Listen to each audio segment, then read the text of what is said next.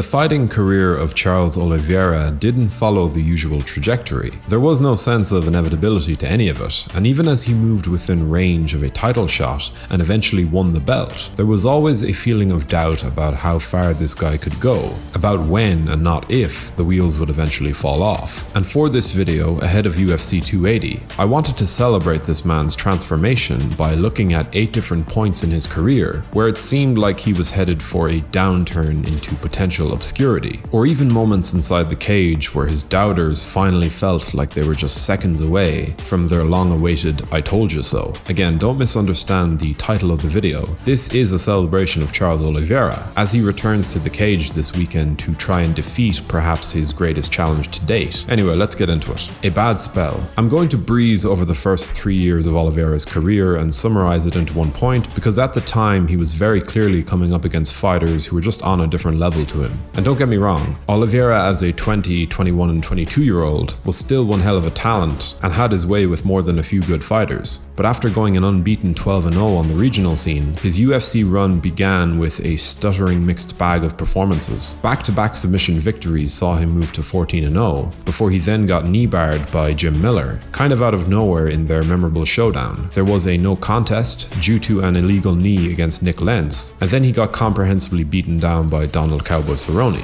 2 rebound wins followed, a run of form that included a beautiful calf slicer against Eric Wisely, but then his attempts at consistency were again halted by a first-round knockout loss against Cub Swanson, as well as a decision defeat to Frankie Edgar. At this stage, it was 2013 and Charles was 4-4 with 1 no contest in his first 9 UFC outings, and while I will point out that he managed to find a solid streak of wins in the following year, it was easy to put a ceiling on this guy's potential already. He wasn't just losing, we had already watched him get sparked on the feet and even tapped out. There were indeed glimpses of his talent, of course, but it wasn't an opening run that set the world alight, not by any means. Submission specialist? By the time Anthony Pettis had lost his lightweight crown and gone 0-3 against Rafael dos Anjos, Eddie Alvarez and Edson Barboza, the idea of a move down to featherweight was seen as a pretty crazy weight cut to undertake, and sure enough, his short-lived stint at 145 pounds would not see him recapture the momentum that led him to the title originally. But in his divisional debut, he did get an opponent who seemed to be a solid litmus test. After uneven form within the lightweight division, Charles Oliveira was certainly hitting a point of real consistency at featherweight, winning 5 out of his last 6 and losing only to Max Holloway in a bout that saw him get a freak injury early on. But Pettis was able to weather Oliveira's early storm, fighting out of his submission attempts before eventually catching his neck on a takedown, forcing the tap and marking the second time that Oliveira had been submitted in his career. And to make matters worse, Dubronx would go on to lose his next bout with Ricardo Lamas by submission as well. But that fight gets its mention here for other reasons. He's no featherweight. As I was saying, Charles attempted to rebound against the perennial contender Ricardo Lamas, but instead of just dealing with the fallout of his eventual submission defeat in the second round, this fight would also make it perfectly clear to us that Charles Oliveira's days as a featherweight were pretty much done. In just 10 fights, Oliveira had missed weight on 4 occasions, numbers that would impress even John Lineker or Anthony Johnson, and the margins were getting a little crazy. First it was a pound or so, before the third miss saw him tip the scales 4.5 pounds over, but ahead of his fight with Lamas, Oliveira actually came in at 155, a huge 9-pound difference. And I remember distinctly thinking that this talented but totally wild and undisciplined featherweight would not have the physicality or the temperament for a long-term career at lightweight. I'm not gonna lie,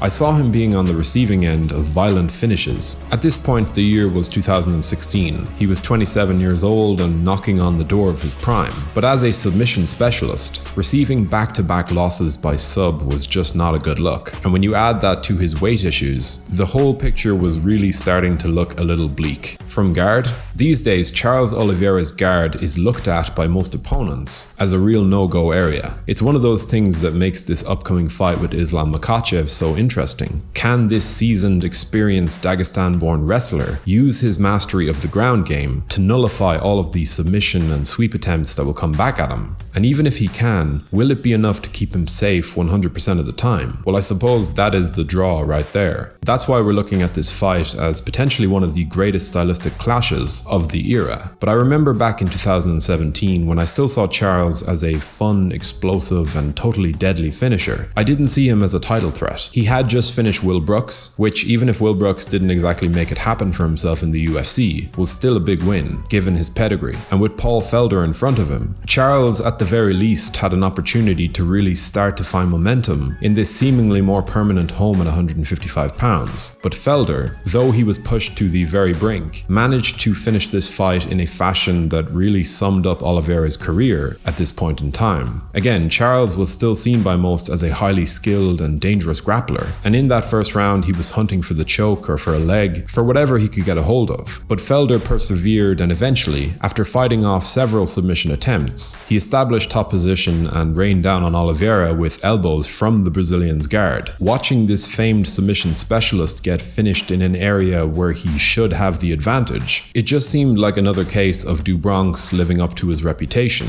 A huge win for Felder, don't get me wrong, but I, and I'm sure a lot of you, were certainly having major doubts about Charles Oliveira at this point. On a quick side note, if you're enjoying this content, be sure to subscribe to the channel to stay up to date with all of our weekly uploads. The title shot. Okay, we are jumping forward a bit in time now, to a point where Oliveira had amassed the type of form that most of us didn't think he had in him, the type of run that saw him surpass expectations again and again. In particular, I remember fights like his clash with David Tamer, Kevin Lee, and even Tony Ferguson, guys who I thought were about to build themselves up, or back up, off of Oliveira's name. In all of our infinite wisdom, we knew exactly who Charles Oliveira was. He was known to us as hittable, submittable, and beatable to anyone who would take him to the edge of where his willpower would actually allow him to fight to. Even after finding 8 straight victories, though we were giving him credit for his clear improvements, a lot of us were just waiting for the wheels to fall off, especially when you factor in how strong lightweight was. It was clear that Oliveira was in the prime of his career, looking more dangerous than ever, but the general audience were slow to shake off their preconceived notions about this guy, and after knocking out Dan Hooker in his promotional debut, Michael Chandler was picked as the next opponent for Oliveira, with the lightweight title on the line, and in that opening round he actually dropped Charles hard, then nearly submitted him with a guillotine, taking full control of the momentum. But this, ladies and gentlemen, is the part in the story where we begin to see what this new version of do Bronx was all about. Those 8 wins that preceded this fight were nice, but with hindsight in mind, this was where Oliveira started to prove beyond any doubt that he was a different animal, with a totally different mentality in there. And where he probably would have wilted before, this version of Charles rallied, turning up the heat on Michael Chandler and TKOing him in the second round to become one of the most unlikely champions the sport has ever seen, the Diamond. But even after his come-from-behind victory, the narrative persisted, and with Dustin Poirier coming off a pair of victories over the biggest star in the sport, Conor McGregor, the stage seemed set for the Diamond to rise up and take out the Brazilian placeholder champion and become the division's biggest attraction in the process. Again, this was the expectation, and though people were now wary of Oliveira even as they picked Poirier, the earliest stages of this fight showcased a level of violence from Dustin that really did seem to suggest that he was about to find the win. He was tagging Oliveira hard, even half dropping him on a few occasions. Charles was very much in the fight, but in that opening round, he was made to rally on more than one occasion. But in the second, after securing top position on the ground for the majority of the 5 minutes, Oliveira saw his route to victory, saw it clearly enough that he charged straight into Dustin early in the third, taking his back with some real intent before tapping him with a rear naked choke. I think this was a big turning point for a lot of fans. Oliveira had now defended his title, and it was becoming quite clear that he was not going to quit on himself, even in the face of impending defeat. The highlight. By the time Oliveira was setting up for his next title defense against the great Justin Gaethje, people were more or less in acceptance of the fact that he was just a different fighter, a different caliber of competitor to the wild, unreliable featherweight and lightweight divisional hopper who could never really find the consistency to truly be great. But Gaethje was and is a fighter who has made a career on the back of breaking hardened warriors. And even if Oliveira was clearly a man of great will and determination, sometimes that isn't even enough. And within these opening exchanges, Gaethje showcased his power advantage, dropping Charles twice. Look, you're obviously going to notice the pattern, but again, a lot of do Bronx's fans were clearly worried. The early signs here were not good, and Gaethje wanted absolutely no part of Charles's ground game. It looked as though he was another big moment away from earning the title, but in perhaps the most impressive and rapid turnaround of his career to date, Oliveira simply stood up, and proceeded to put it on Justin in a huge way,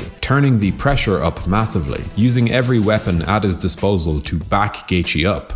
And surprisingly, it started to really wear on Justin. Again, this was all in the first round, and in speaking about this fight in its aftermath, Gaethje admitted that every shot that Charles landed on him rang his bell, and before the 5 minutes were done, Charles's pressure eventually led him to a perfect straight shot, one that dropped Gaethje to the mat. Next thing he knew, Oliveira had him on the ground, going for the triangle first before then taking the back, and pulling off the single most dramatic comeback of his career to date, his biggest test. And finally we come to the last entry, the upcoming lightweight title clash that will see him share the cage with the rising contender, Islam Makhachev. Now for me, this is the lightweight matchup that we've all wanted to see, the type of test that will offer Charles both distinct advantages, but also put his usual path to victory in doubt. The reason I have it listed here is that once again, people are kind of signing this guy's death warrant before a blow has even been landed. Not everyone, of course, and Charles has certainly gained a huge amount of respect, even more so than he had before some of his earlier title defenses. But for a good portion of the fan base, beating strikers with wrestling chops like Gaethje, Poirier, and Chandler is not the same as using those dynamic grappling skills on someone like Islam Makhachev. The control that this opponent is usually able to carve out over his opponents does make us think back to moments in fights where Do Bronx's submissions were stifled, where guys like Paul Felder were able to survive and then capitalize on his wild movement to punish him. I do think this fight is incredibly tough to call, but I wouldn't describe it as a 50-50 either. With a gun to my head, I'd actually pick Charles, but in saying that, Makhachev is the fighter who should be able to stop this ongoing streak. Again, a lot of people are writing Charles off, but more so out of an admiration for what Islam does, and they're not wrong. This guy is very special. Thankfully, we won't have to wait too long to find out how this one plays out. Anyway, I hope you enjoyed the video. It was kind of just a loose concept that seemed like a fun idea, more to prove a point about Oliveira's greatness than to take shots at his shortcomings, and I hope that came across. But anyways, if you want to help in supporting the channel, liking the video and subscribing would do wonders. Thank you for watching.